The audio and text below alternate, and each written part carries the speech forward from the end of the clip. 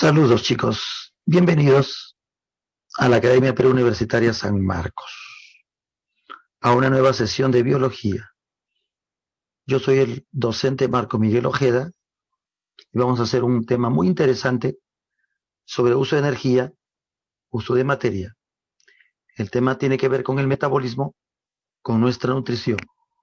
Además, avanzaremos el tema de fotosíntesis, que es la primera etapa en la captura de la energía y la elaboración de material orgánico.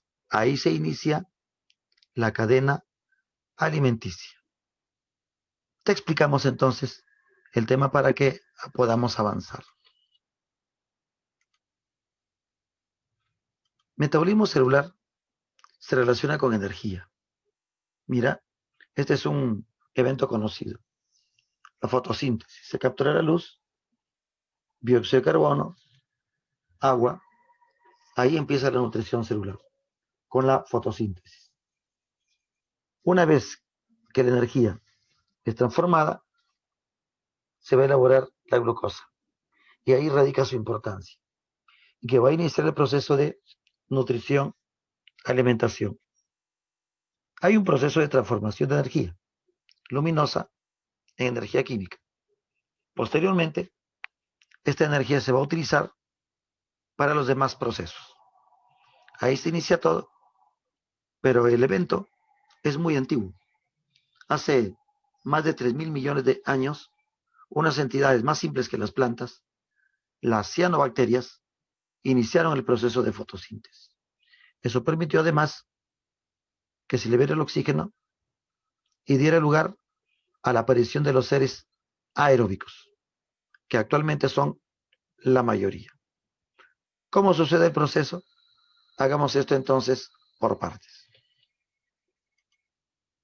En primer lugar, ¿a qué nos referimos con metabolismo celular? El metabolismo celular incluye una serie de actividades físicas y químicas, reacciones químicas, fenómenos físicos, en la que los organismos captan, usan e intercambian energía y materia con el medio. La energía va a ser transformada y la materia va a ser utilizada. En el mundo, la materia es reciclada. Se convierte en materia orgánica, se libera materia inorgánica, luego hay conversión todo el tiempo. En el metabolismo, que son las reacciones que se dan en los seres vivos, solamente en los seres vivos, solo ahí hay metabolismo. Entonces recuerda que el metabolismo es una característica de la vida, de los seres vivos, que tiene una finalidad, que tiene un objetivo. Ajá. Entonces, hay dos etapas acá, anabolismo y catabolismo. Anabolizar es elaborar moléculas complejas usando moléculas sencillas, capturando la energía. El proceso se llama endergónico. Catabolismo es degradar materia liberando energía. Por eso el proceso es exergónico. Cuando hay fotosíntesis, se elaboran moléculas. Sería un ejemplo de anabolismo. Cuando hacemos la respiración celular, se degrada la glucosa, liberando CO2 y agua. Ese es catabolismo. Entonces, anabolismo, elaboración, catabolismo, degradación, ruptura molecular. Estas reacciones son reguladas por las enzimas. Recuerda que las enzimas son los biocatalizadores, proteínas que aceleran reacciones químicas, permitiendo regular todo proceso metabólico.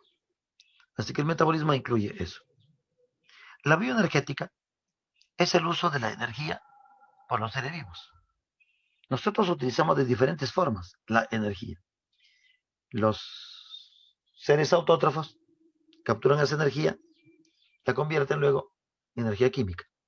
Los seres heterótrofos usan la materia para poder aprovechar esa energía. Entonces siempre hay una relación entre materia y energía. Supongamos la energía luminosa del sol es capturada por las plantas. Ahí va a ser transformada. Se va a capturar partículas del suelo, se va a capturar CO2 del aire y mediante la fotosíntesis se van a elaborar moléculas nutrientes como la glucosa en este proceso de fotosíntesis. En un proceso posterior, las plantas y los otros organismos van a llevar a cabo la respiración celular en la que van a degradar este nutriente. El nutriente se elabora, luego se degrada en el proceso de respiración celular que hacen las plantas, también los animales. Todos los seres hacen respiración celular. Ese nutriente, al degradarse, volverá a liberar la energía. Y esta energía va a permitir los procesos biológicos, el movimiento, el trabajo del hígado, el crecimiento de la planta, su mitosis, todo. Entonces, mira, la energía luminosa se convierte en energía química. Esta energía química utilizó esta energía. Luego sigue transformándose. Si hay movimiento, luminosa, a química, a mecánica. Si hay, por ejemplo, trabajo del sistema nervioso, luminosa, a química, luego en trabajo eléctrico. Incluso se podría liberar calor. Esta energía ha sido transformada. Y eso tú sabrás que es la primera ley de la termodinámica. La energía no se crea, no se destruye, solo se transforma. Mira cómo hubo transformación. En la fotosíntesis hay transformación de esta energía luminosa y energía química. Posteriormente, la energía seguirá transformándose en los procesos biológicos. Interesante, ¿no? Así sucede el proceso fundamental. La nutrición es el uso de la materia. ¿Pero qué materia? Nuestros alimentos, pues. Los alimentos son la materia que nosotros vamos a utilizar. Ajá. Vamos a utilizar alimentos energéticos como los carbohidratos, como los lípidos, que dan energía prolongada, ¿no? Fundamentalmente la glucosa nos va a dar la energía. Hay alimentos que se llaman reponedores o reparadores o constructores, que son las proteínas. Las proteínas se encargan de reparar a los tejidos. Más que dar energía, la proteína se va a encargar de reparar, de ensamblar las moléculas que se pierden, ¿no? El crecimiento es por proteína. Pero también hay elementos reguladores. El más abundante alimento regulador es el agua. El agua regula las funciones, permite las reacciones. Las sales minerales, los iones, ¿no? Sodio, potasio, compuestos que vienen con los alimentos. Y también las vitaminas, que son compuestos orgánicos que se usan en mínima cantidad para poder regular las funciones. Eso hacen las vitaminas. Son compuestos reguladores. Las vitaminas no hacen crecer. Las vitaminas no dan energía. Las vitaminas son reguladores que se van a utilizar para elaborar otras moléculas, como las que se utilizan en la respiración celular y en la fotosíntesis. Son los principales componentes que van a formar a las coenzimas. Y las coenzimas son compuestos orgánicos que regulan las reacciones junto con las enzimas. Por eso el nombre coenzimas. Eso es materia. Entonces nuestros alimentos nos van a aportar todo lo que necesitamos. Es decir, una alimentación balanceada te va a aportar todo lo que necesitas para poder trabajar. Vamos a suponer entonces que el alimento, por ejemplo, sea el almidón. El almidón del pan, papa, yuca, sí, verduras, tiene almidón. Ese alimento nos da nutriente. Por ejemplo, sería la glucosa. El alimento, que es el almidón, nos aportará glucosa, que son los monosacáridos y que nos van a dar luego energía. Pero una parte también se expulsa como desecho. Por ejemplo, se eliminarían como desechos fecales. Eso sería. O sea, no todo lo que come se va a aprovechar, definitivamente. Una parte sí, y una parte se expulsa en forma de desecho. Esa glucosa, cuando se utiliza, aporta la energía. La glucosa nos da energía útil al utilizar. Esa energía útil se va luego a necesitar para que trabajen las células. Una parte de la energía también se va a expulsar en forma de calor, por ejemplo. Esa energía que se pierde, esa energía que se disipa, por ejemplo, en forma de calor, sería la entropía. El calorcito que eliminamos es la entropía. Y esa es la otra ley de la termodinámica. que dice que ningún sistema termodinámico es 100% suficiente o eficiente. Una parte de la energía se pierde, tiende al caos o al desorden. Esa energía que nosotros no utilizamos, o sea, no vamos a ser 100% eficientes. Ejemplo, en forma de calor, eso sería nuestra entropía. Entonces tu cuerpo está calientito porque está metabolizando. Por eso tenemos la entropía. La energía útil permite la elaboración de ATP, que es el adenosín trifosfato. ¿Cómo se forma? En las células tenemos adenosín trifosfato más fosfato inorgánico. Esas moléculas van a reaccionar gracias a la energía de la glucosa para formar adenosín trifosfato, que es el ATP. Esa es la molécula de ATP. ¿Cómo se formaría, por ejemplo, no? Vamos a suponer que en las células tenemos ADP. Mira, el ADP tiene adenina, esta es adenina, una base nitrogenada, tiene ribosa, que es un azúcar, y tiene dos fosfatos. Este es adenosín difosfato, con un enlace acá, rico con energía. Acá hay un enlace llamado fosfoéster. Acá hay un enlace llamado beta N-glucosídico. Ese es el ADP. Está en nuestras células. Pero también hay fosfato libre. Tenemos entonces ADP más fosfato, así como está aquí. ¿Cómo hacemos para que reaccione y se pueda formar el ATP? Esta energía, aportada por la glucosa y en presencia de enzimas llamadas, por ejemplo, ATP sintasas, se unen estas moléculas, reaccionan con la energía que viene. La energía es capturada y ahora se forman moléculas de ¿qué? De ATP. Observa, este es el ATP. Ahora tenemos adenosín trifosfato. Con esta energía, ahora la energía se trasladó aquí. La energía que estaba en la glucosa, ahora va a estar presente acá. La glucosa ya se degradó. Ya se liberó CO2 y agua. Y la energía ahora está acá. Bien. Ahora tenemos ATP.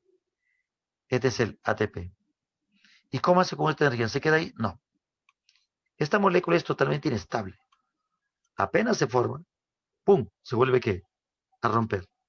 Y vuelve a liberar la energía que se capturó. La única función del ATP es transferir la energía. Por eso se le conoce como moneda energética de los seres vivos, o ergomolécula, que significa molécula energética. El combustible es la glucosa, pero la glucosa no se usa directamente. ¿A quién le pasa la energía? Al ATP. Y con este ATP recién trabajan las células. Con este ATP se lleva a cabo la transmisión nerviosa.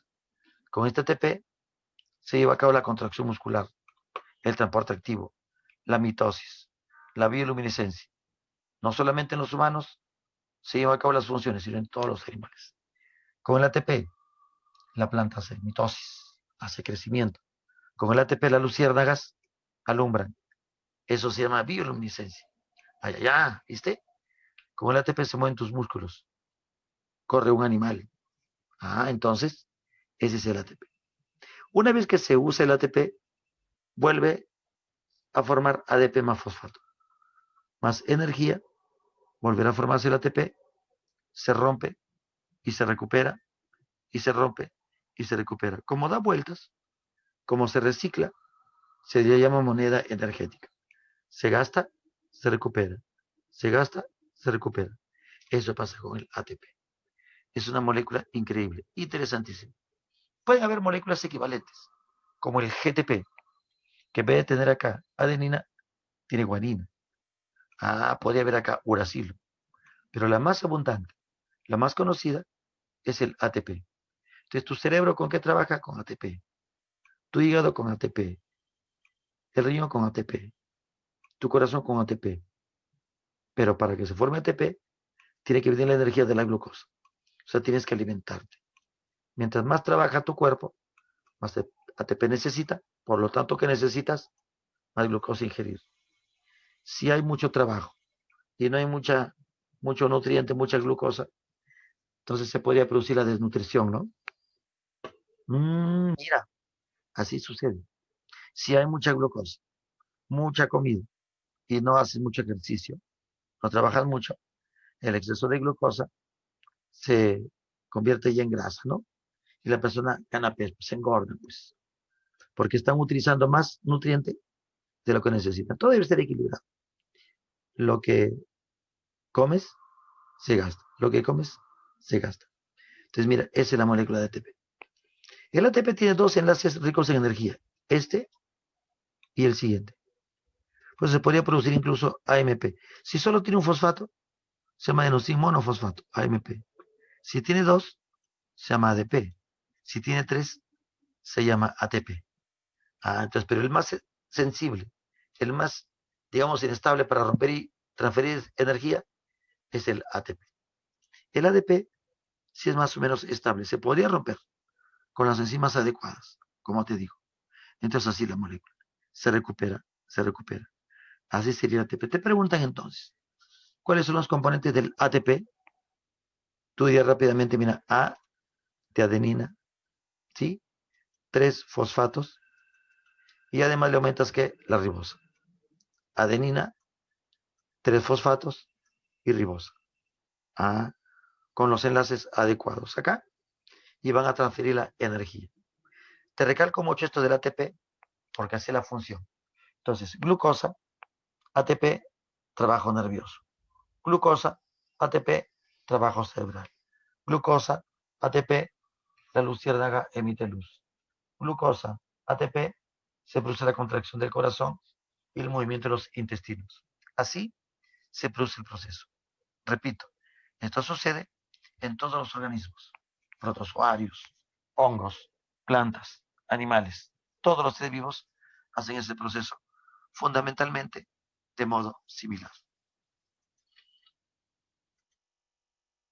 Hasta ahí está bien. Pero, ¿y cómo se obtiene el alimento? ¿No? Ya tenemos almidón, ya tenemos proteína, ya tenemos vitaminas. Pero ¿y cómo sucede eso? Ah, hay dos tipos de nutrición. Vamos a hacer una tabla acá para diferenciar. Nada complicado. Hay una nutrición llamada autótrofa y otra llamada heterótrofa, ¿no? Tú habrás escuchado esto, ¿no? Autótrofa que elabora nutriente, como las plantas. Heterótrofa que consume ese nutriente, como nosotros. Nosotros los animales en general somos heterótrofos. Las plantas son autótrofas. Pero en la autótrofa, ¿qué cosa va a usar como fuente de carbono? Al CO2. El carbono que usan las plantas, por ejemplo, es el CO2 del aire y necesitan una fuente de energía. En las plantas sería la luz. En la heterótrofa, la fuente de carbono, ¿cuál es? El alimento orgánico. Nosotros que nos comemos el alimento elaborado por las plantas, por ejemplo. O sea que el heterótrofo se alimenta de qué? Del autótrofo. Nosotros vamos a liberar el CO2 que utilizarán los autótrofos de nuevo. Entonces, por ejemplo, autótrofos, las plantas. Seres heterótrofos, los animales, las bacterias. Pero dentro de esto hay variantes, ¿no? En la nutrición autótrofa hay dos tipos fundamentales. La fotoautótrofa o fotosintética o fotolitótrofa. A ver, si empieza con foto, ya es que utiliza la fuente energética que es la luz, la más común. La fuente energética es la luz del sol, por ejemplo. ¿Dónde sucede este proceso? En algas, en las plantas terrestres, cianobacterias, que son bacterias fotosintéticas, y las fotobacterias púrpuras y verdes. En la mayoría de los casos de la fotosíntesis se usa agua, CO2. Las fotobacterias utilizan el sulfuro de hidrógeno, H2S, como, como dador de hidrógenos y electrones, sulfuro y hidrógeno, y no el agua. La mayoría usa agua. Por eso en la mayoría de casos la fotosíntesis va a liberar el oxígeno, por lo que se llama fotosíntesis oxigénica. Las plantas hacen fotosíntesis oxigénica. Las algas oxigénicas. Las cianobacterias oxigénicas. Estas fotobacterias son las rarezas, porque usan sulfuro de hidrógeno y no liberan oxígeno, liberan más bien el azufre. Pero como te digo, es la excepción. Por eso se considera en general la fotosíntesis oxigénica. Como te digo, hay siempre excepciones. En biología siempre hay excepciones, ¿no? Entonces las algas son las que más fotosíntesis hacen en el mundo, ¿ah? Un 70%. Y oxígeno, que está en la atmósfera y que usamos en general, se elabora en las algas, ¿ah? Las algas son las que más materia orgánica y más oxígeno van a liberar por el proceso de fotosíntesis. Ajá. La otra forma autótrofa es la forma quimiosintética, también llamada quimiolitótrofa. Es mucho menos abundante, mucho menos abundante. La única diferencia es que la fuente energética ya no es la luz, sino una reacción química externa. A ver. Acá se utiliza CO2 en la fotosíntesis. Se usa agua mayormente y CO2 y se elabora nutriente. En la quimiosíntesis también se usa CO2 como fuente de carbono. Lo que va a cambiar es la fuente energética. Ejemplo. Sulfobacterias, ferrobacterias, nitrobacterias. Estas moléculas son capaces de oxidar un compuesto inorgánico, un compuesto inorgánico, y con la energía de esa ruptura, de esa oxidación, elabora. Ejemplo, si se oxida el sulfuro de hidrógeno, con la energía de ese sulfuro de hidrógeno que libera, se lleva a cabo la reacción. Igual que la fotosíntesis, pero con una fuente energética distinta. O sea, hay energía química que pasa a energía química. En la fotosíntesis es energía luminosa que pasa a ser energía química. Acá, por ejemplo, las ferrobacterias.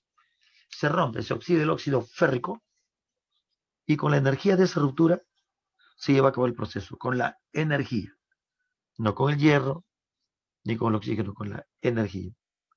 Usando CO2 se elabora nutriente. Son formas bien raras de nutrición, pero suceden, pero existen. Así que la autótrofa más común es la fotosíntesis, pero también ¿cuál es la otra? La quimiosíntesis o quimiolitótrofa. Quimio, compuesto químico. Lito, piedra, mineral. Trofo, nutrición. Pero también la fotosintética, fotoautótrofa, también se llama fotolitótrofa, porque utiliza materia inorgánica, una fuente energética. La heterótrofa es la consumidora, también llamada quimio-organótrofa. ¿Qué cosa significa quimio-organótrofa? Quimio, compuesto químico, organo, molécula orgánica, trofo, nutrición. En este caso, el sufijo trofo es nutrición. Aquí consumen materia orgánica, como nosotros, ¿no? Acá hay dos tipos, la saprobiótica y la holozoica. A ver, la que nosotros hacemos es holozoica, porque comemos, ingerimos las moléculas orgánicas, el pollito, el pancito, ¿no? Las plantitas. Nos alimentamos de materia orgánica ya elaborada. Tú puedes alimentarte de un pedazo de carne, una bacteria también. La diferencia es que la bacteria, siendo saprobiótica, o saprobiota, o saprótrofa, o saprozoica, o saprofita, el prefijo sapro es materia muerta, es cadáver. Entonces se alimenta de la materia muerta, descompone la materia muerta, luego absorbe sus nutrientes. Si usted te alimenta de una fruta, una bacteria también se alimentaría de una fruta, igual que los hongos, bacterias y hongos. La diferencia es que ellos degradan la fruta fuera de su organismo, o sea, primero les componen la fruta y luego absorben su nutriente. Nosotros no. Nosotros nos comemos la fruta entera, digamos así, y adentro de nuestro cuerpo la vamos a degradar. Igual vamos a utilizar materia orgánica. Esa es la diferencia. Saprobiótica, descomponedora y absortiva. Y la holozoica es la que ingiere, captura el alimento. O sea, si comemos un poco de pan, estamos siendo heterótrofos holozoicos. Los protozoarios también hacen eso. Recuerda que los protozoarios hacen fagocitosis, ¿no? Por lo tanto, van a capturar materia orgánica y adentro de su célula la van a digerir. Una bacteria no. Libera enzimas, degrada fuera de su organismo y luego absorbe, igual que los hongos. hongos y bacterias. Recuerda que en la primera parte, que era autótrofa, usa CO2 y elabora algún compuesto orgánico. Por ahí te preguntan, ¿no? Una bacteria hipotética X que degrada petróleo para utilizar los compuestos del carbono. ¿Qué nutrición sería? Si te dicen que degrada y si usa petróleo, siendo el petróleo molécula orgánica, entonces sería heterotrófico. Te dicen por ahí, ¿no? Una bacteria hipotética capaz de degradar el plástico. Mm, Imagínate una bacteria que degrade el plástico, ¿no? Excelente. Degradaría todo el plástico y contaminante del mundo. Entonces, esta bacteria también sería heterotrófica, porque el plástico es materia orgánica. Es decir, cualquier materia orgánica que utilicen petróleo, celulosa, almidón, proteína, cualquier molécula orgánica que se utilice, el organismo será heterotrófico.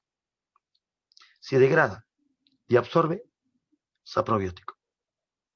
Si captura y come, como los animales y los protozoarios, sería que cosa entonces nutrición heterotrófica holózoica. Te preguntan, ¿no? Un perro, ¿qué nutrición tendría? Tú rápidamente dices nutrición heterotrófica holosóica. Una ameba, heterotrófica holosóica. Las algas rojas, autótrofa fotosintética. Las plantas de la selva, autótrofa fotosintética. Sulfobacterias, autótrofa quimiosintética. Entonces, además de CO2, necesitaremos en la autotrófica una fuente energética, ¿no? Entonces, esa es la diferencia entre la fotosíntesis y la quimiosíntesis. La energía luminosa, que usa la fotosíntesis, y la energía química de una molécula inorgánica en la quimiosíntesis. Mira, entonces esta tablita es un resumen de los tipos de nutrición. Interesante, ¿no? Así que ese cuadrito lo van a tener para que lo repasen una y otra vez.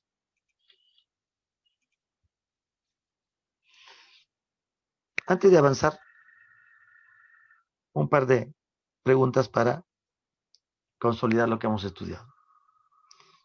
Dice, Luis está sufriendo de seroftalmia y raquitismo. Juana hace mucho ejercicio. Y la alimentación de ambos les aporta nutrientes reguladores y de reposición de materiales. A ver, mira, reguladores y de reposición de materiales. Seroftalmia es una enfermedad por falta de vitamina A. Raquitismo por falta de vitamina D. No sé qué estará pasando con él, no estará comiendo bien, pues no. Juan hace ejercicio. Entonces, ¿qué necesita comer? Bastante proteína. Te dije porque la proteína repara. Ah, antes del ejercicio necesita, de hecho, energía, no glucosa, almidón, un pancito. Antes de hacer ejercicio, se tiene que ingerir alimentos energéticos para que tengas glucosa disponible para tus músculos. No se hace ejercicio si no hay glucosa disponible. Entonces se deduce que Luis y Juana, que requieren respectivamente para mantener su homeostasis. Luis y Juan. Serostalmia y raquitismo. Luis necesita entonces vitaminas. Y Juana, para formar su músculo, proteína. Acá, ¿no? Entonces la siguiente pregunta. Acá le ponemos entonces la de 2. Una reacción exergónica. ¿Qué es exergónica? Que libera energía. Durante la fotosíntesis se produce por... A ver, en otras palabras, te está preguntando cuál es una reacción catabólica. ¿Cuál sería reacción catabólica? Hay que tener mucho cuidado. Porque mira, exergónica, catabólica, de degradación. A ver, ¿cuál sería? La incorporación de energía, no, porque está diciendo exergónica, no, endergónica. Endergónica sería incorporación. Anabolismo, no, porque está viendo exergónica. Catabolismo sí, pero acá solo se está pidiendo catabólica. Acá hay ana y cata. La degradación de ATP sí libera energía, es exergónica, pero la síntesis de glucosa no, captura energía. Acá hay dos, exergónica y energónica. La oxidación de moléculas orgánicas, esa es. En la oxidación de las moléculas se degradan y se libera la energía exergónica. La glucogénesis en el hígado, esta es elaboración de glucógeno, es energónica. Así que la respuesta para esta, la letra D, la clave D. Ah, listo. Otra pregunta. Dice, Jesús está haciendo un estudio acerca de la nutrición. Él sabe que hay seres autótrofos y heterótrofos, por lo que puede identificar entre los mencionados a un organismo heterótrofo holozoico, ¿no? Recordando, un fotoautótrofo y un quimiolitótrofo. Fotoautótrofo es fotosintético. Quimiolitótrofo también se llama quimiosintético, respectivamente. A ver, ¿cuáles serían? Ahora vamos viendo. Entonces, ¿el bacilo de Koch sería un organismo holozoico? No. El bacilo de Koch es heterótrofo, pero saprobiota. Recuerda que las bacterias son descomponedoras y absortivas. No es la A. Ya, pues si no es la primera, la segunda tampoco. Champiñón también es desintegrador porque es un hongo. Sulfobacter sería quimiosintético. Así que solamente la única que coincide es la quimiolitrótrofa. Segundo, una ameba. ¿Será heterotrófico holozoico? Sí, porque la ameba sí consume fagocitando. Ah, ya. Pero también es la mosca, sí, pero vamos por partes. La ameba. Fotoautótrofo. Alga crisofita, sí, las algas son fotoautótrofas. Son fotosintéticas. Un organismo quimiolitótrofo. Sulfobacter, sí. Mira, aquí está. Quedó la B. Quedó la B. Eh, una levadura sería heterótrofo, pero saprobiótico. Camarón sí es holozoico. Nitrobacter quimiosintético. La mosca es heterótrofo también holozoico, porque come. La levadura cándida sería también saprobiótica, heterotrófica. Y la bacteria intestinal también son saprobióticas. El paramecio es un ser heterotrófico holozoico. La ameba no es fotosintética.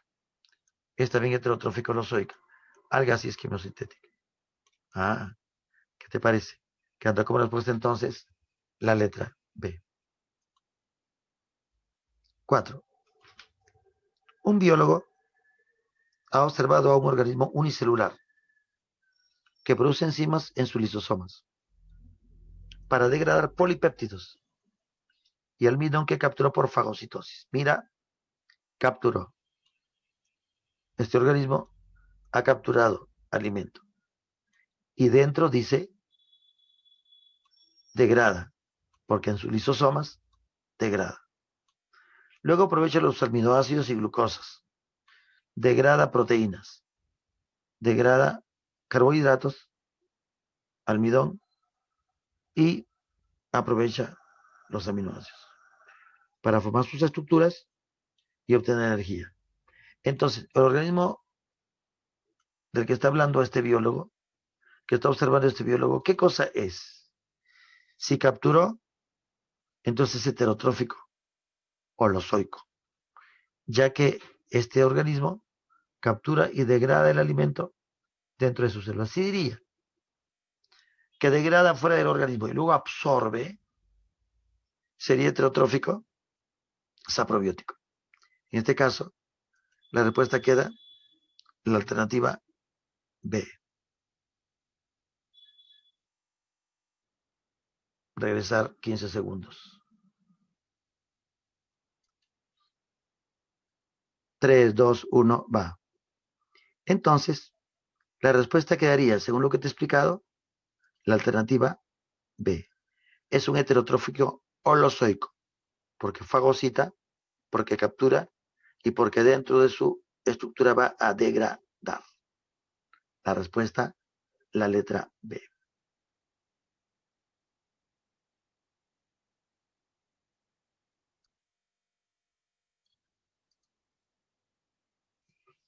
En esta parte te voy a explicar cómo se produce el proceso de fotosíntesis, que es la etapa primera en la captura de la energía y la elaboración.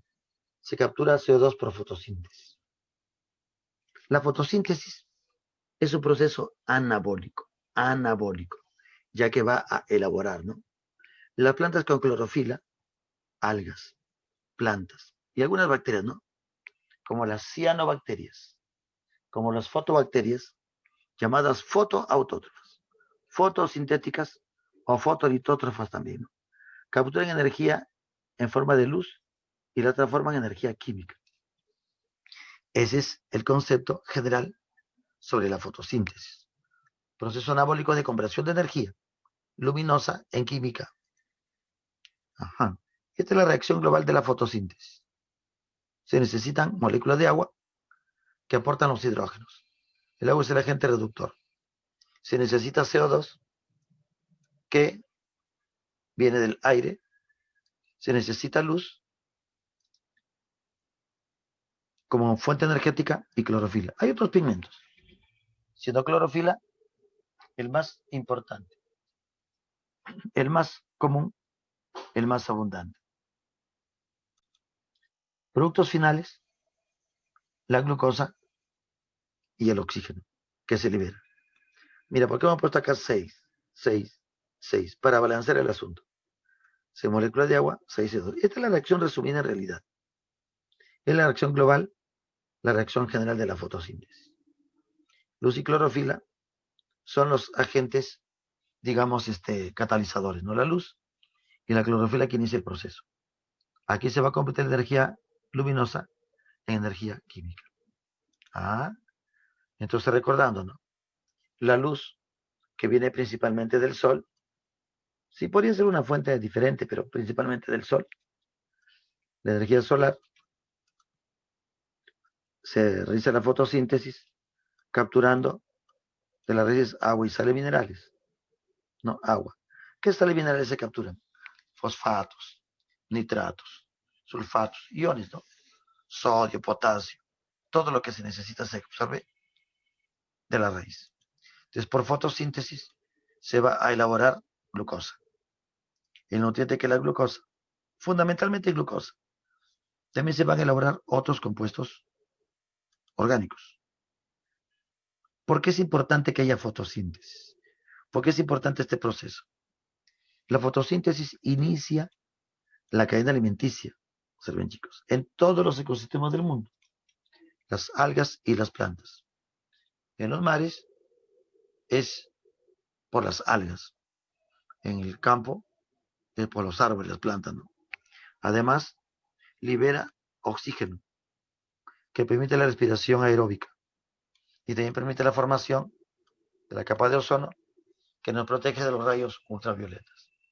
De hecho, la fotosíntesis, al elaborar moléculas orgánicas, nos aporta todo tipo de recursos. Las plantas nos aportan madera para los muebles, ¿no? Nos aporta el papel, ¿no? Que es un compuesto derivado, ¿no? En muchos lugares las construcciones se dan con madera, con plantas.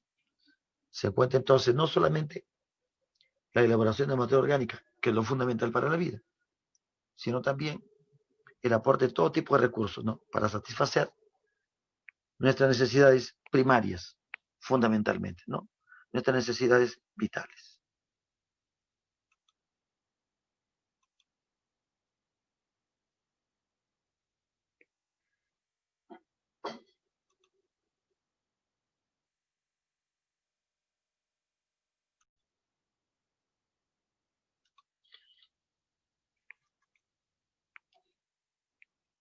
Pero el estudio de la fotosíntesis no se dio de un momento a otro. Como todo proceso biológico, científico, ha habido una historia en su estudio, ¿no? Ideas primero muy simples del proceso. Poco a poco se han ido descubriendo eh, fases del proceso, ¿no? Mecanismos del proceso. Hace ya miles de años, la gente relacionaba mucho la luz, el agua con la producción, ¿no? Lluvias, bienvenidas. Sol, bienvenido. Verano, producción. Entonces, eso se sabía. Lo que no se sabía era por qué. ¿Qué tenía que ver la luz, el sol, la lluvia la buena tierra con la producción. Incluso la gente pensaba que las plantas se alimentaban del suelo y que los animales se alimentaban de lo que había alrededor, ¿no? Y que la tierra se convertía en planta. Después se pensó que el agua era lo que se convertía en planta. Pues entonces el proceso fue explicándose poco a poco. Estudios, descubrimientos, ¿no? Utilización de instrumentos, como todo proceso biológico. Entonces mira, Aristóteles, siglo IV antes de Cristo, ¿no? Él relacionó la luz con el color verde de las plantas.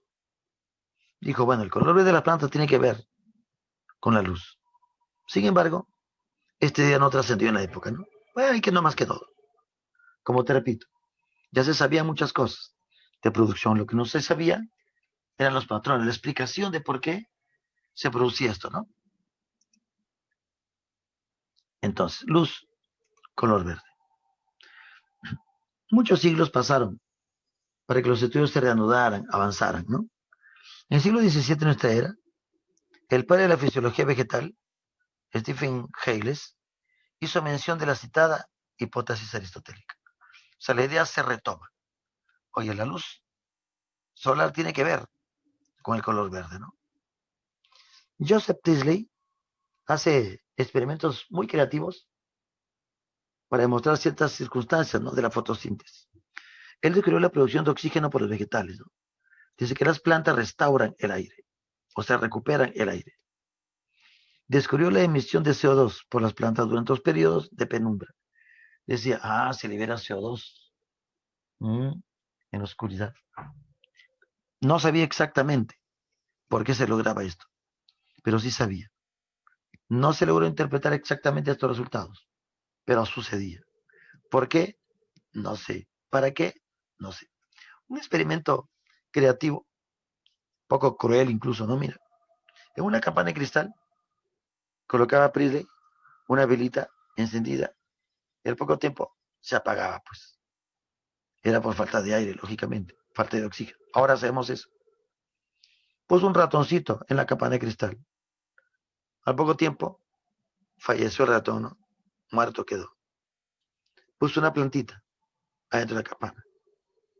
Oye, la vela ya no se apagó, pues. Dice, oye, tiene que ver la planta. Ponemos la plantita. El ratoncito ya no moría el ratón. De este modo descubrió que la plantita podía recuperar el aire. Un experimento muy interesante, ¿no?